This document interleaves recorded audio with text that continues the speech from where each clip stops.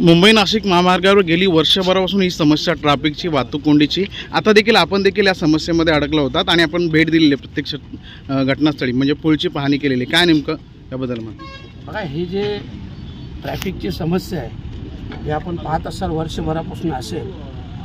खरं म्हटलं तर या सगळ्या बाबतीत जबाबदार हे इथले नेते, कॉन्ट्रॅक्टर आणि अधिकारी हे सगळे जबाबदार असतात.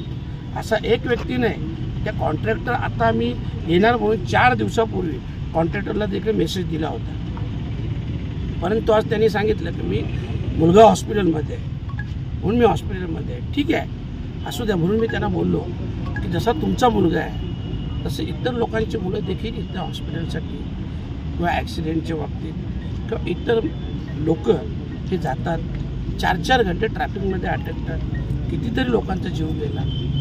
तर तुम्ही तुमच्या मुलाचा एवढा विचार करता तर लोकांचं कधी करायचं? आणि हा सगळा जीव घेणं आहे ना, हे सगळ्यांना मी जबाबदार धरेन. सगळे नेते, जे कॉन्ट्रॅक्टर आणि जे अधिकारी, ते सगळे मिळून ह्या सगळ्या गोष्टी जबाबदार असतात आणि हे सगळ्यांच्या विरोधात उद्याच्या उद्या कारवाई करणार आहे, पत्रही देणार आहे. आणि येत्या 22 तारखेला जेव्हा अधिवेशन चालू होईल, आपल्या सगळ्यांना कल्पना असेल, सगळ्यांना माहिती देखील पडेल, यांच्या विरोधात जास्तीत जास्त कडक कारवाई व्हावी म्हणून मी मागणी करणार आहे. किती दिवसात साधारणतः हे काम पूर्ण करणार असल्याच्या ठेकेदाराने आता आपल्याला 1.5 महिन्यात बोललेलं आहे. 1 ते 1.5 महिन्यात बोललेलं आहे. आपण 1.5 महिना पकडला, पण तोपर्यंत आता मी रस्त्याची पाहणी करणार आहे. कारण आपण पाहत असाल ट्रॅफिकला एक महत्त्वाचं कारण हेही असतं की तिथला रस्ता, जर रस्ता खराब असला, खड्डे असले, निकृष्ट दर्जाचा असला तरी देखील ट्रॅफिकला ते कारण असतं. आणि म्हणून ते देखील मी आता पाहणी करणार आहे आणि त्याच्यानंतर त्याच्या विषयावर देखील